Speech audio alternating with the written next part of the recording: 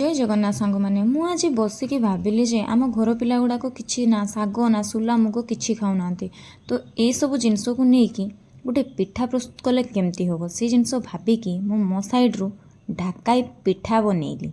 तो से मुझे मुग सुला बादाम ये सब को भिजेक रखी पूरा तार गजा बाहरी जाइए ता सांगे धनिया पत्र रसुण अदा कंचा जीरा पालंग से सब को भल से ग्राइंडिंग करदेली।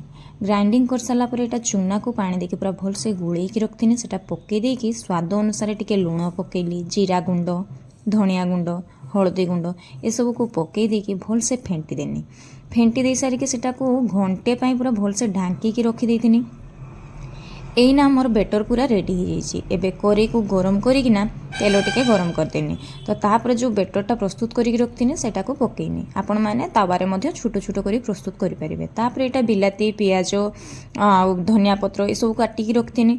डेकोरेशन कने छोटो छुआ खाइते भल पाइबे। ए सब जिंस छोटो छुआ पई बहुत हेल्दी ही थाए आ जोटा कि से खाइते खोजुना। आजिकालिका जेनेरेशन रो पिला केवल फास्ट फूड खाया खोजुंट से घरे आमे केमती फास्ट फूड टाइप रो आइटम बनइले से खाइबे से कथा भाविकी मु आज ये ढाकाई पिठा बनई।